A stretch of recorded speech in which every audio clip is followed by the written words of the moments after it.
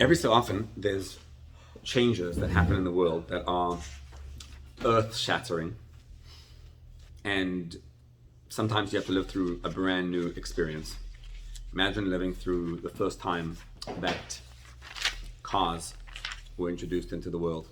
So people were riding a horse and buggy for thousands of years. Suddenly one day they start to ride this machine. When the train, the locomotive first came along. And then certain things that are very recent, when phones took over. And today, who doesn't walk around without a phone? How could you even be without a phone? But when you grew up, you didn't have a phone. So the other day, I started to toy around with a little new machine. And I wanted to see how this thing operates. Because I'm used to the Google, old-fashioned Google. So I discovered that there's this new space, and you get on there. AI, yes. And I was blown away. Like, you can take literally any mimer of, a Hasidic mimer of the Balatanya, and you'll say to him, this mimer, you'll tell him which mimer it is. The mimer is in Hebrew, in this, old language, and it's written in a way it's very difficult. You say, can you put this into modern language, make it understood, and give me the instructions of what this does to me in life? And he goes, boom, boom, boom, boom, boom, and he does it. And then you look through and you say, nah, not quite what I wanted, because you didn't capture these nuances and those nuances. He says, okay, no problem. Tell me what you want, and I'll do that for you also. And you tell him what you want, and he says, sure, absolutely. He talks to you as if you this human being talking to another human being, and he does it for you. And it's not perfect. You can see that it takes time to perfect the art and to make it, and to update it and to make it into something that's really usable. But it is mind-blowing. And then they say that in the not too distant future, like in the next few years, he'll be doing a lot of stuff for you. Like, you won't need a license to drive, because you'll just have these self-driving cars everywhere. You can get a self-driving plane. He can start doing everything for you. You won't need an accountant, because he can do all the accounting for you. You won't need a lawyer. You can just ask him, give him 100 different documents, and in 2 seconds he gives you exactly what should be done and shouldn't be done, saving you thousands of dollars. And what happens if this machine starts to print money and to print food? If you go you want a new tooth installed nowadays, they print the tooth for you. 3D printing. So what's going to happen, theoretically, I don't think it's such a theory anymore, if you'll get a world whereby everything's done for you, and everything's ready for you and available to you, and wouldn't we lose the whole excitement of living? Because the whole point of living is that there's competition, and I have more than you do, and you excel at that, and I want to be like you, and I'm trying this and trying that, and there's this whole world whereby it's almost like built, it's a Ponzi scheme. It's built on one floor, and like, you have a floor, so I can get that. Yeah, you went on vacation, I can also go on that same vacation. I can emulate you. But what if I could just build a house without any money, and just these robots come in, boom, boom, boom, build my house, do my whole thing? What's going to happen when there's a world which is a world of perfection? We're like almost there, and in the next few years, with God's help, we get there. And you have to ask a question, if I do get there. Like, I want to try to write a lot of these mamorim down. I mean, long time I've been toying with writing them down, communicating them in a language that's going to be understood by people. And it's like years and years of work and getting there and understanding it. This guy takes my years of work and he just does it in minutes. Done. And that point is, so if he can communicate the mimer, he can give a much better share than I could. So then who needs me? What's the answer, who needs me? The answer is, in Judaism, it's a very tough question, but the answer in Judaism is that we've always been looking to get to that space. The end of the Rambam, the finale of the Rambam, after he quotes all the halachas, everything of what to do, he says, and one day there'll come a world where ma'adani mitzuyim ke'afar. The delicacies will be found like dust. And there won't be kinna, sin, and tachos. There won't be any jealousy. There won't be any hatred. There won't be any competition. The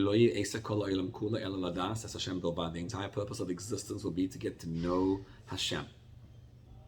And that's what it means. There is Hashem. The earth will be filled with knowledge of Hashem. Kamaim layom mechasim. As the waters cover the ocean, the sea, that's how it's going to be the same thing. Be the knowledge of Hashem. In other words, if someone else can give, if a robot can get up and give a shiur, and he can do the whole thing, and he can show me exactly the steps of how it needs to be done, and communicate it to me, etc., etc., etc., and I have everything available to me, what is my work? What am I needed for? What's the answer? The answer is, this heart needs to feel love and connection to Hashem. AI will never do that for you. You can't implant a feeling in my heart. And this brain needs to understand Hashem. And the goal is, the brain understands Hashem, the heart loves Hashem, the mitzvahs are done with my action, my thought, speech, and action are enveloped, me as enveloped. And you'll have to answer the question, but if there's no Yetzer Hara and no difficulties, what's the point? Because the ultimate goal is no Yetzer Hara at all. And we want to get to this world where everything's perfect. So, we used to think about it, somehow miraculously this is going to happen. Much of it, I'm sure there'll still be issues, but much of it looks like it's happening in front of our very own eyes. And if that's the case, it begs the question of, what's the point of me? What am I trying to do? What am I trying to achieve? And I think this is a good question to delve into. The pasuk, the verse says in Mishlei, Shlomo HaMelech wrote in Mishlei the following pasuk. He says, he's talking about the Torah. And he says, I'll talk on behalf of the Torah. The Torah says, "Va'eye Etzlo Amon." I was, by Hashem, a nursing mother, an Amon. "ואהיה שעשועים." I was a delight to him, yom yom, day day. Lefanov, in front of Hashem. B'chol eis, in every time, misachekes b'tevel artzei. I was playing, I was delighting in the universe of Hashem. V'sha'shu'ei es b'nei Adam. I was a delight to mankind. This verse expresses the goal that we have in life, the goal of getting to a world where we live in a state of absolute perfection. And actually, even if we don't get to it until one day the Mashiach comes, but every step, every moment, every year, we want to arrive at this kind of space, and that's what Shavuot is about. I gave a class the other day on Zoom to a group of mothers in UK, in Manchester. And at least it was great because we related to each other on accent, and it worked well. Sort of. So these mothers are there, and there's a whole bunch of them, and each one of them, they were there because they have a support group, and they each have a child who has zero interest in Judaism, and quite the contrary, is going in the opposite direction. And they are all there because they believe in the child, and they're going to be there for the child no matter what.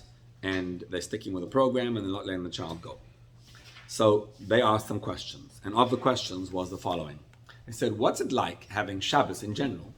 When I'm living in a religious neighborhood, I'm Haredi, and the person next to me in this house and that house are having a good regular Shabbos.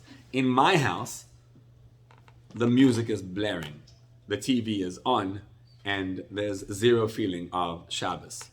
I'm keeping Shabbos, and some family members are keeping Shabbos, but some are not, and we're not kicking them out. How do we handle that? And they asked a question. They said, I want to prepare for Matan Torah. I want to get ready for Shavuos.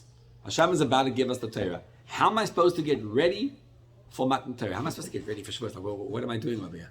There's no readiness. I'm just like, I'm fighting a battle of life. It's a bitter battle. And every day is a struggle. I have no time to prepare. I have no way to prepare. And as I was talking to them, I realized an interesting point. I said, before you had this problem in life, or your neighbors right now, how are they preparing for Matan Torah? What are they doing? You know how most people prepare for Shavuot? Cheesecake. That's how. They make cheesecake. No. Yeah. I think for the most part, we are cultural Jews. Religious Jews are cultural. We don't really prepare. We don't really know what it means to prepare. And if you really want to know who's preparing for Matan Torah, who's preparing to receive the Torah from Hashem, I think you guys are actually really and truly preparing. If you want to know how you truly get into the mode of Matan Torah, you guys are doing the work. That's how you do the work, by getting into that space. And that's the key. The key is it about Hashem? Is it about God? Or is it about us? Who's it really about? How do we really make the change?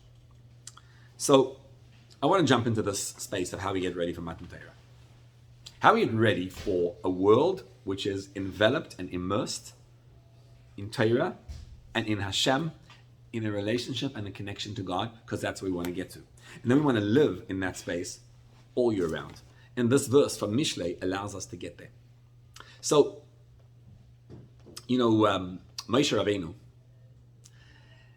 was commissioned by God to lead the Jewish people.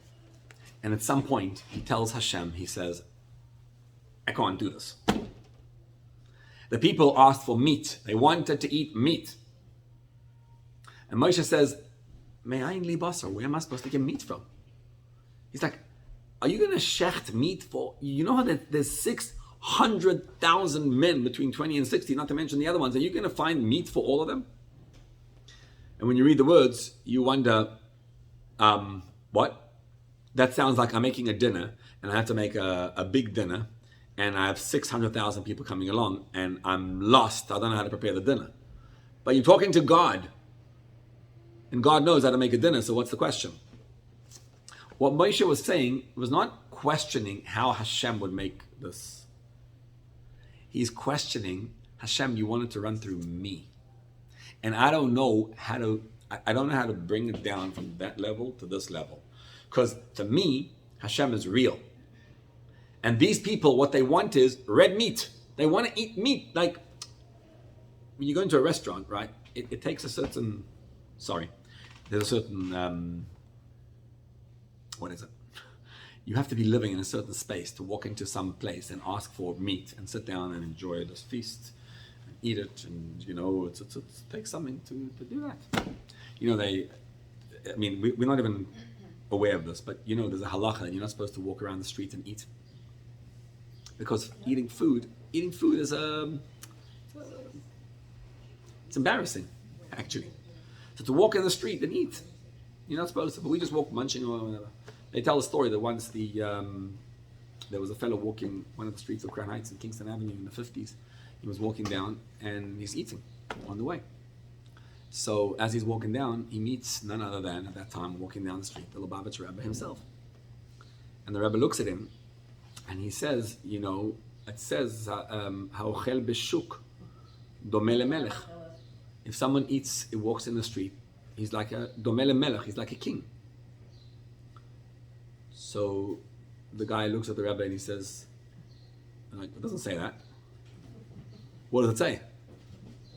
Domeh lekelev. So the Rebbe's like, oh, gotcha. That's a nice way to put it. Sometimes you're very coarse and mundane and limited. And Moshe says, I can't relate to these people. Me'ayin li basar l'seis techol amazem means I cannot be the one to bring down the meat into a level of, I can't relate to people who want meat. I don't know how to do it. And Hashem worked out with Moshe how to do it. The Torah says, "ואהיה אצלו אמון" means I can nurse them. I do have the power, the Torah says, to bring it down from the loftiest level all the way down into a level that makes sense and can be chewable and eaten by you. In other words, the Torah is able to relate to every single Jew in every single space, no matter what he is, no matter what level he's on. Torah can actually have a good, solid, real message for each one of us. It's a real thing in life that Torah is able to get down. And the question is, how do we discover that in the Torah? So the way to get there is we want to internalize the Torah. The process is called Pesach, Sfiras Omer, and then Shavuot is to receive the Torah. So how do you do it? Pesach is the birth of us as a people. On Pesach, we became a nation. The first time round, Hashem actually formed a nation out of a bunch of slaves in the desert, in Egypt. And he made us into a nation and he took us out. Every single year on Pesach, what you want to do is do that work. Which means you want to get a reconnect to Hashem. Is Hashem real to you or not? What's Pesach about? Pesach is about me internalizing that God is taking care of me. God's in my life and God is real. And I'm ready to be in a newfound relationship with Hashem, one which I never had before. And as things happen to you in life and you walk into new spaces, when you have children and then grandchildren and all the different difficult things that happen in life, every Pesach is a time to reconnect. The actual birth, the whole Pesach is the birth. The actual birth is on the last day of Pesach, which is Shavuot Pesach. Outside Etzlo, we have another day, but really it's just a double of Shavuot Pesach. What's the seventh day of Pesach? Bnei Yisrael walk through the ocean. They walk through the sea, and that's the process of being born into this world. So you walk out of Pesach, and now you are a brand new being, right? It happens, and Pesach is it's a lot of work. And if you pay attention to what's going on, it means I'm in a space of eating matzah and recognizing Hashem in my life and going through the space. You know, when nowadays we do it when, imagine if you go on a trip to Poland and you go visit, the camps, Hashem Yishmor, and you go see what's going on over there, and you come out and you in there, and people go and they go into a space and they're in the gas chamber inside there and they're singing, Am Yisrael Chai and Ani Mamin. Those are experiences that get you to think about things in a different way. And sometimes you wonder, it's not, whatever, and you realize, no, the guy wants to kill you today also. And they are killing us. They're in the middle of murdering us. Nowadays, that's exactly the same situation. And that's when you get into a newfound, cozy relationship with Hashem. Every Pesach, we do that in a very positive way. When Pesach ends, how many days are there between Pesach and Shavuot? How many days? We typically say, how many days are there? Sfiras Omer is 49 days. It's not really true though. Because, what? You start counting on the second night of Pesach, and then, so you're counting for the first 6 days, basically, 5 days, are Pesach, right? So if you count from Shvi Pesach, which is the birth, going through the ocean, until Shavuot, how many days are there? The answer is 44. Because your Pesach is 7 days, so 6 days before, one of them you're not counting, so that's 5 days before, 49 minus 5, it's going to give you the 44 days. 44 days of work in non-Yom Tov days, working our way up towards Shavuot. What are we trying to do? Well, after a baby's born, what's the next step? Baby gets milk from mommy. That's the next step. You have to nurse. And Hashem makes a miracle and you nurse. But how does mommy get milk? What's the milk made from? Blood, exactly. It says, Dam ne'ekar v'nasa chalav. The blood congeals and becomes milk. Hashem makes this miracle, and blood, milk is blood. That's what it is. It's a miracle of Hashem. He takes the milkiness, the uchiness of blood, processes it, and becomes milk. In your life, you have bloody experiences. Those are all the experiences that are very difficult and challenging and harsh and painful. And what you want to do through those experiences is actually transform them into milk that's going to give you life. So dam, what's dam? How do you spell dam? Dam is 44, right? Daled and mem is 44. We go through 44 days of nursing because the purpose is to take all the blood in our lives and transform it and make an experience of divine. What does that mean? It means that in essence, Hashem is taking care of you all the time. You're actually, just like you're immersed in the ocean, right? The ocean of Hashem's presence everywhere. Hashem is taking care of every step of life all the time, every moment. When I'm thinking about the AI revolution of one day not needing anything, to me it's in a sense, it's fascinating because, the pasuk says that one day we'll say, Yamim asher tomar ein li bahem chayfetz. One day there'll come a time when you'll look back and there won't be any Yetzer Hara anymore. There won't be any inclination to do negative things. There won't be any fights and any squabbles and nothing. It'll all be perfect. What are you going to do then? In those days, in Ayom Yom it says, "Vet men benken noch die Golustag." We will be yearning for the days of exile. Because nowadays, there's this negative force. You have to push against him and get close to Hashem. And it's hard. It's like a lot of difficult work. But what is it in essence? In essence, God is controlling every single step, every single moment. You're immersed in Hashem's presence. But you don't know about that. So what's your work? Your work is to discover that every moment. And it's very simple. In your life, take a look at a simple truth in your life. You know, what do they say? I forgot who said it. Whether you think life is good or bad, you're right. It is whatever you think it is. If you're struggling in life and you're living in a state of mara shchoira, which is depression, because you have every reason to, so what's happening to you? You're getting more depression in your life. You'll see it all over. If you get down and black and gloomy, guarantee you'll see more black and gloominess everywhere. If, on the other hand, you live in a space which says, everything is going to work out. It's all going to be great. It's all going to be awesome. And right now, I just have a little challenge and a hard time right now. But I have absolute confidence that every single thing's going to work out perfection. I'm in Hashem's hands. I'm feeling taken care of. And I know that if I just trust Him, I'm going to see more trust. And then what's the Yetzer Hara going to come and say to you? No, no, no, no. It's going to keep on coming your way. And your goal is very simple. Not to shun that. That's the blood. That's how you make milk. You want a flow of life? You want a flow of connection to Hashem? The way you do it is by taking the blood and making it into milk. Every experience you have, whenever you're like at a loss, everything's falling apart, that's a moment of that's you take it and make it into a relationship to Hashem. Which is why in Sfiras HaEmon, when we're counting the days, you should have been counting and say, Hayom Yom Sheni LaOmer. When you count the days of the week in davening, you say Hayom Yom Rishon, Hayom Yom Sheni, Hayom Yom Shlishi, Yom Shlishi, Yom Revi'i. That's what it is. But in Sfirat HaOmer, you don't say. You say Hayom Arba'a Yamim, Hayom Esrim Yom. Today is 20 days. No, it's not. Today is the 20th day. Why is 20 days? Because us Jews, we look at the wholesomeness. There's 50 days of Omer. 50 days is when the world is enveloped by the 50th level, which is Shavuot.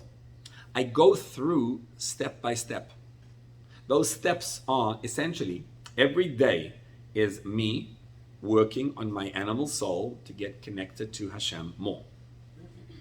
But I realize that Hashem is all the time in my life taking care of me. You ever had a chance to look back at your life? At what you used to be, whenever there? If you look back at your life, including all the darkest moments of your life, you'll see somehow, at any point in time, you got through everything. Hashem took care of you all the time. If you care to look and to actually be cognizant of it, you'll discover Hashem was taking care of you always, and He keeps on taking care of you. And when we go mishuga, that's a good thing. You're supposed to go crazy and then relax into God's loving, warm embrace. In other words, not to deny the feeling that I have, right? It's like I was telling these ladies the other day. I said, you're struggling. You have a kid who's struggling. And if I'm going to tell you that, listen, just trust in Hashem, it's all going to be fine, then you won't feel validated. It's about me. If I'm to earn the right to say anything, I have to go into that space and feel your pain and identify and empathize and go into that darkness together with you and be there. And then we light it up. We say, okay, yeah, it's dark. Yes, now let's light it up anyway. If you try to light up someone and you say it's going to be good, You're just not ready to go into the dark space with them. First go into the darkness and accept how hard it really is. That's because milk comes from blood. It's not made in a miraculous. I mean, it is miraculous, but it comes from the blood. So when you go through that dark experience and you say, okay, yes, it's the hardest thing in the world. Most people, once they get empathy, they're able to say, I'll be fine. So I'm okay. Until you don't get the empathy, you're jumping up and down. 44 days of doing that. Then comes the day of Shavuot. What's Shavuot? Shavuot, we start to eat. There's a special thing we eat at Shavuot, which is shtei alechem, it's called. We don't have it nowadays because there's no Beis HaMikdash, but in the Beis HaMikdash, we used to have 2 loaves of bread. Those loaves of bread had to be made out of chametz. In the Beis HaMikdash was a korban, and there were 2 sheep, and they offered on the 2 sheep, like we discussed last time, 2 breads on them. What are those 2 breads? They have to be made out of chametz. Why? Because the child needs to have solid, real food. You cannot eat mommy's food all the time. If you eat mommy's food, you don't get to say Abba. When does a child get to truly say Abba, to truly recognize their father? A child says it when they start to eat solid food.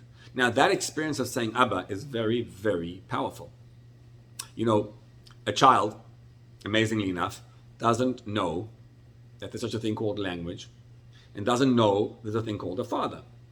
At some point in time, the father comes over to the child, and he's like excited. The baby's a nursing baby, a little child, and a little baby, and the father goes over and he says, Abba, Abba, ba ba ba ba ba.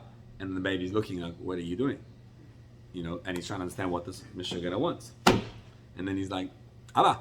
And then the baby realizes, he's repeating, Baba, whatever. And then he realizes, after a while, it dawns on him that every time this guy comes along, and if I say Abba, or Baba, or like that, he gets excited. So the baby's like, let's try this out. And he says, Abba. And boom, the guy comes running along, what do you want? And the baby's like, that's very cool. And he starts learning that this Abba, this fellow over there, he responds to, it makes no sense. But when I say Abba, he responds. So the baby gets excited. The baby just learned something about life. He just learned that there's a way to get taken care of. There's a way to get into a whole new dimension. Well, we Jews are all that little baby. We say Abba, we talk about Hashem all the time. But we don't get to his space, get to where he is. So when you go through Pesach, Pesach is a recognition of Hashem, a childbirth, a new relationship with Hashem. What's going to happen if AI gives you everything and you have every single thing you need? And then what are you going to do? Then you're going to say, so what's my life about now? And they say, your life is about your brain getting to know Hashem, your heart getting to feel Hashem, getting to that space. But what's the point? Hashem is unlimited. You get it? When you get to understand that, that's when you start to realize, oh, and this is actually real, and I am actually Hashem's child. So step 1 is you go through Pesach, and you go through afterwards Sfiras HaOmer, and you move into Shavuot, and you start eating the bread. So I'm childbirth, that's Pesach. Nursing is the 44 days of transforming bloody experiences into milk. And then there's eating the bread. And eating the bread, that's shtei alechem, which is which we start looking at life. My life is a new life now. I look at the world in a completely new way. Now the verse in Mishlei continues. He says, "Vaeye etzlo emon, vaeye sha'ashuim." You know what sha'ashuim is? Sha'ashuim yom yom. Sha'ashuim is a delight. Can you imagine that this world is an absolute, delightful, pleasurable, awesome, stunning, unbelievable experience to live in. And that's hard for us to accept. Sometimes it's good, but sometimes I just want to stop this terrible world and let me off. But the world is actually the most beautiful space.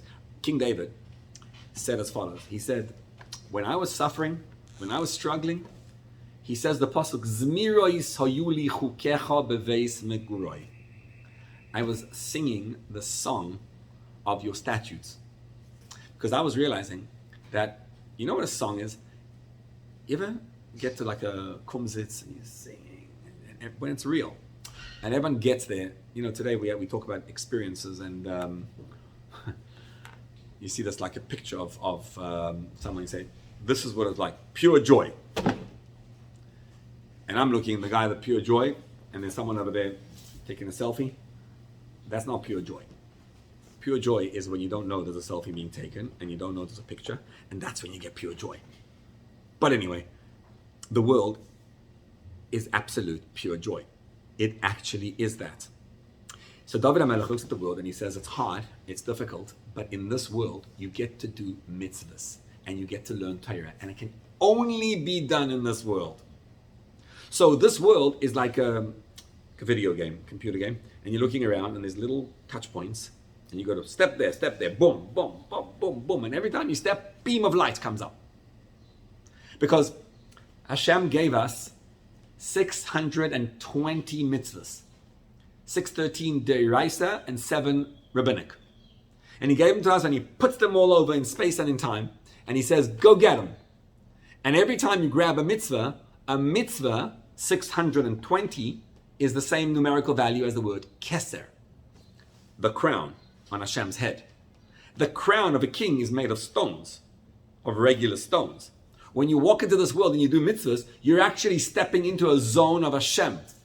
And the mitzvahs are called amudei or. They are beams of light.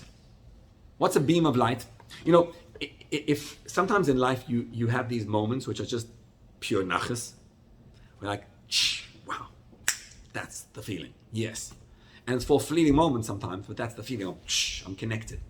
Hashem puts those experiences in this world. And when you do the mitzvah, when a Jew puts on tefillin and he rolls it on, you're not getting a reward afterwards. Schar mitzvah, mitzvah. I did the mitzvah. I got to do Hashem's presence. It's unbelievable. So David HaMelech says, you know how when you sing, you get into the space of the kumsitz and you're just singing and it goes all around. And you get into a frenzy. He says, that's what I feel like in all of life. I look at my mitzvahs, my experience of life, and I get to realize what an absolute joy.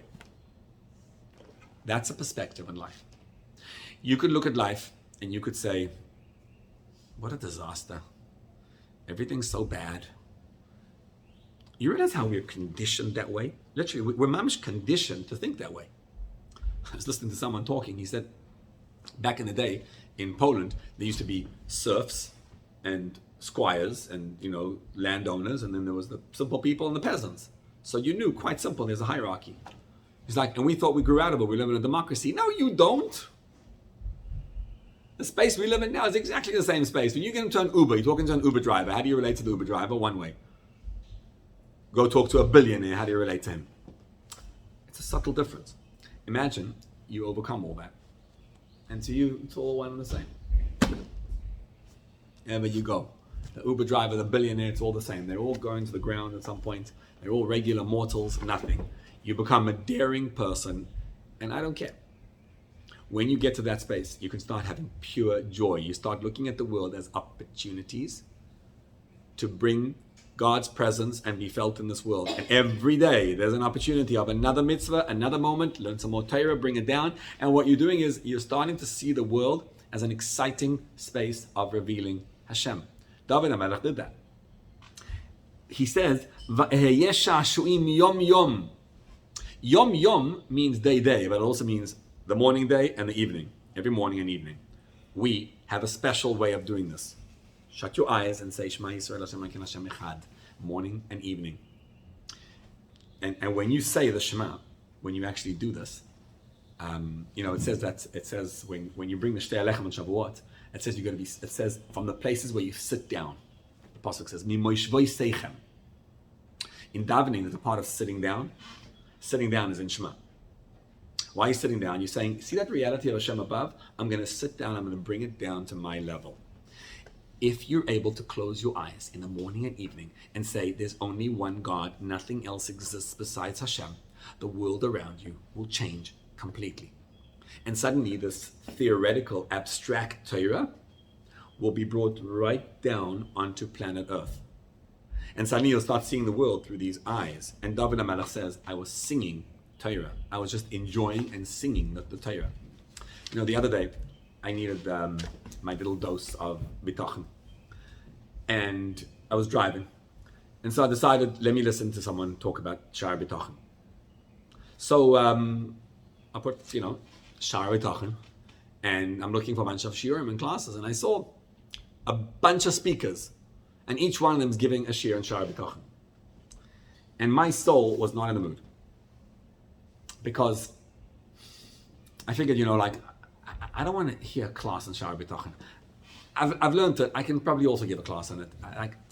I don't want a class. I want a what? I want a living experience. I want to feel it. So I'm like, who actually lives Sha'ar B'tochen? Not just talks the talk, but walks the walk. So I put in Sha'ar B'tochen Rabashkin. One class came up, and I listened to his class. That guy is like, he's like a, I don't know, he's just like, when you see him, he's like a walking B'tochen. That's what he is. So he's learning the Sha'ar B'tochen, and someone, and then he describes, he says, when he was introduced, I think it was the first time he really read it. He says, here's the story. I was sitting in a prison in Iowa, a small little holding cell in Iowa. My first day, I think, first full day of having been told, you're stuck here. And he says, and I'm wearing this orange suit. I look like a clown. The first time I'm wearing an orange suit. And I'm in there, he says, and one of my family members was kind enough and brought into the thing a small, but they didn't have any English Sha'ar B'tochen, a little Sha'ar B'tochen. He says, I don't think you read the book many times before. I think you just, dabbled with it. For the first time I read this book. He says, I take the book and I started to read it. And one thing you have in prison is time. There's no shortage of time. He says, I had a whole entire day. I had nothing to do. Today, tomorrow, nothing. So I started in the morning. I read the book. He said, I read it from cover to cover, the whole book. 8 hours, 10 hours. I just read the whole thing. I didn't understand everything, so I read the book. And then he said like this, what I discovered was, you know how there's a Shulchan Aruch for how to live life? There's a Shulchan Aruch of how to keep Shabbos and kosher, and how to control with your neighbors and all the different issues that go on. He says, I needed a Shulchan Aruch right now of how to stay sane. I can't do anything. I need to stay sane. And I discovered that this Shulchan Aruch, this Sha'ar B'tochen, is that. It's written 1,000 years ago by the Rishonim, by Rabbeinu Bachai. And that's what can tell me how to do it. And then I realized something fascinating, that every time he says an idea, he quotes a verse, a pasuk, to support the idea. And I thought to myself, why is he doing that? And I realized a simple thing. Somebody asked him in the crowd, he says, I'm looking for a shidduch for years already. And I don't know what to do. How do I find a shidduch? What do I do? He says to him, if you want bitochen, the way to get the bitochen is by learning Sha'ar HaBitochen. It's not a motivational book, teaching you about bitochen. There's many motivational speeches you can get. This Sha'ar B'tochen is Torah. When you learn this, it's downloading Torah into you, which is why he looks for support from actual verse in the Tanakh every time. Because when he finds the pasuk, he's like, okay, and that's why it's real, because you're downloading it from Torah. So when you bring it into Torah, into your head, and then boom, into real life. Now, I was thinking to myself, what would I do if I was, I don't know, I hope I would live up to it, but my natural thought is, if I was locked up in a little cell in Iowa, and I was told that you're going to be here for 27 years, good luck, I don't know about you, but I would be feeling quite sorry for myself. I don't know if I'd have the presence of mind and spirit to spend 10 hours reading through Sha'ar B'tochen. I think most of us would have a much easier time spending those 10 hours brooding and feeling self-pity. That's what I think. Sha'ar B'tochen was a book. What he did, what Rabashkin did, was make the book alive. He downloaded it into himself and he made it real to him. And he brought it out into the open. And then he says, now I start that every time I'm feeling a different feeling, I go look there. How does Torah say to feel? And then I download it into me and I see, and hey, it works. It took years until he saw the results of it in a full way. But all the time, I'm living in that space. That's what it means to take the Torah and bring it down. When you say the Shema, you're supposed to be sitting down. Why sitting down? Because what you want to do is take the Torah from an abstract point, draw it down and bring it into this planet so that it actually works with you. When you do, it becomes sha'ashu'im. It becomes a delight because you realize everything in the world is for Hashem. So every single thing that's happening to you, I'm in prison for all these years, and what am I doing? What's all the point of being in prison the years? Oh, it's to bring Hashem, to bring me closer to a relationship with Hashem. The whole thing becomes exciting. You know that actually David HaMelech was punished for saying the Torah is a song. It says that when he brought the Aron HaKodesh to Yerushalayim, so you're supposed to carry it on your shoulder. And the way you carry it is, the Levim would be two this way, two that way, facing the Aron, like this, right? Facing it, so they walk backwards actually. What he did was, he put the Aron on a wagon. And then one of the people carrying the wagon was killed. And Uzzah died then. And because he died, David HaMelech thought he shouldn't bring the Aron, he thought he was being punished. He was. The reason he was punished was because the Torah is not just a song, it's much more than that. The Torah is not, it's not a thing to make you happy when you are struggling in bad times. When you enter into the domain of what Torah is, you and the Torah unite.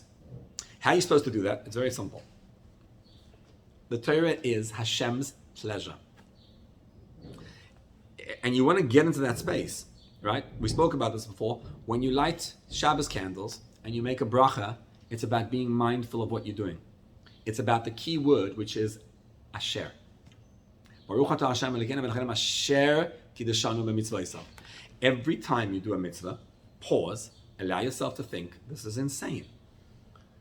Hashem, who is the only being that's real, the only being that's true, has brought down himself, and he wants to be revealed, and it's through me. And when I'm lighting the candles, wow, that's Hashem. Hashem is revealed over here. And that should be exciting.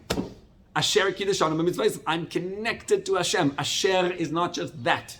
Asher means ashrei, excitement. It's about living in that space of excitement. And when I do, I don't forget. So David HaMelech was on a high level, but you want to go even higher. It's a space of just getting excited over how much I get to do Hashem's will. Now, I don't know if we can do this in a perfect way, but start off in a simple process. You start off by looking at the experiences that happened to you in life and how they're getting me closer to Hashem.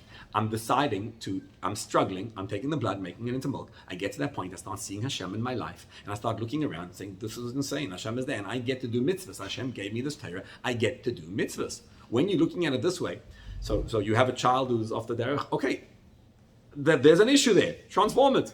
In other words, it's hard, but see, when I'm living in a space of, I need nachas, and I need to get this, why am I not getting that? Then you're asking to crash. You're asking to crash. And what am I doing wrong? Nothing. But you're not living in Hashem's space. And when you allow Hashem's message to just be downloaded and take over you, that's when things change.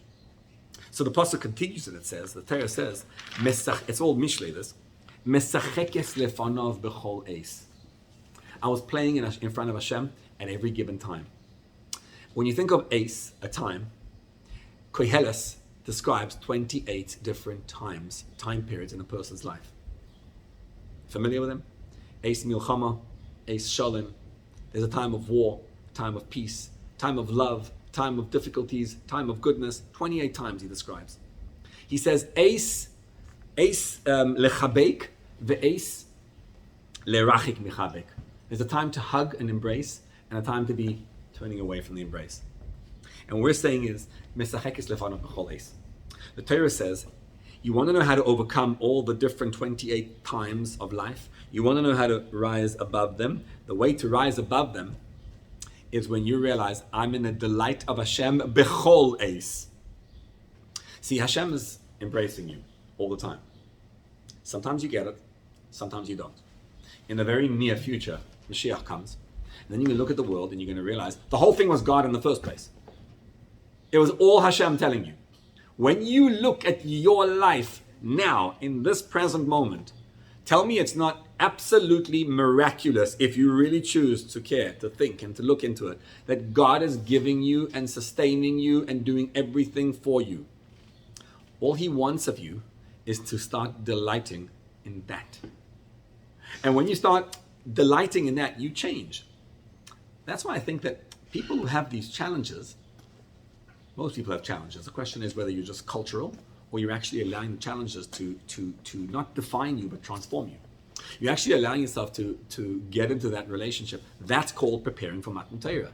Preparing for Matan Torah means I'm preparing to receive Torah into my life, to download Torah. So most people will learn Sha'ar B'tachon and then get depressed and spend the day brooding and in self-pity.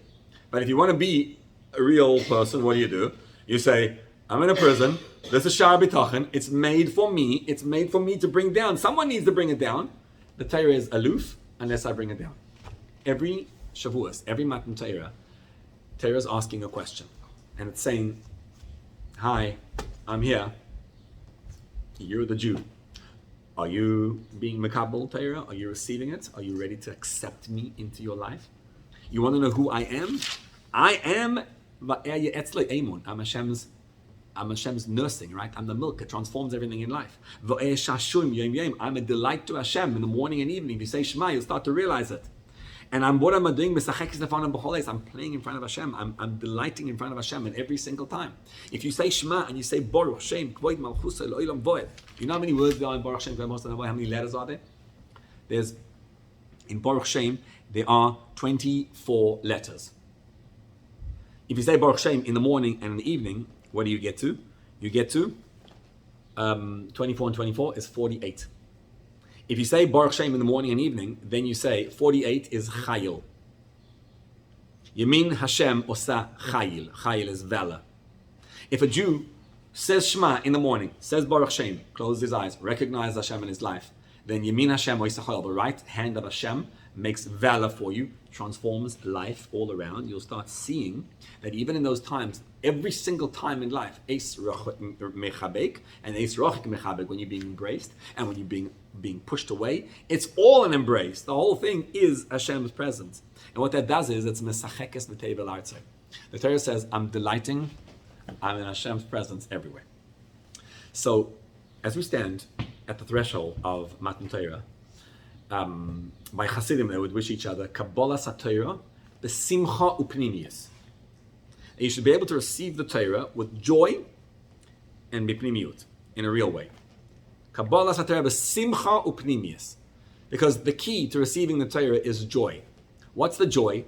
The joy is, hey, what could possibly be wrong in your life? God chose you as a Jew to give you the Torah, and He chose you as His person who's going to receive it. That should bring you so much joy and so much excitement right there. But what has to happen is you have to accept it in a panemius, in a real internal way. Bifnim. What's bifnim? Bifnim is, the back has only one piece of skin all over. In the front, there's different limbs, different parts of you. That's because if you want a real relationship with Hashem, it's complex. There's lots going on in my life. And my work is to realize that the Torah has to be expressed somewhere. So those bloody experiences are really blood being transformed into milk. Make them all into milk. And then walk into the space and say, this is unbelievable. I get to do Torah. You know what? Try it out for a week. That's how long we have for Matan Torah. Try it out for 1 week. It's too hard to do the whole time. Make a resolution. What's the resolution? The resolution is, instead of me thinking about all the bad things that go on in my life, I'm going to spend 1 week, for starters, thinking about nothing. The best thing to do is, instead of thinking about the next thing I'm going to do in the previous one, just stay present. Think about the thing that's in front of you and what you're going to do now. And allow yourself to daven. And when you daven, just feel taken care of by Hashem. In the morning, you say the Shema and Baruch Shem, and in the evening, feel taken care of. And in the middle of your day, when you do a mitzvah, stay focused and present in that mitzvah. And allow yourself to realize, this is unbelievable. Hashem is telling me, and I'm excited about doing the mitzvah. And when you learn some Torah, allow yourself to feel that excitement. And the next moment, instead of thinking about all things you got to do, just what's now? The mind will go racing, boom. And when you fall and you feel a little bit of, anxiety over there, you go back and, yes, this is difficult. Accept it, train the blood, and make it into milk. If you do that for 1 week, just 1 week, you'll see it's intoxicating because you become sober. Where sometimes we're so drunk in a drunken stupor of all the things that happen to us in life. We push it to inflict harm on our own selves. And when we let ourselves live in a space of joy, you'll discover that joy breeds joy. And so when you makabel the Torah, it's with a simcha, as long as it's with a pnimius also.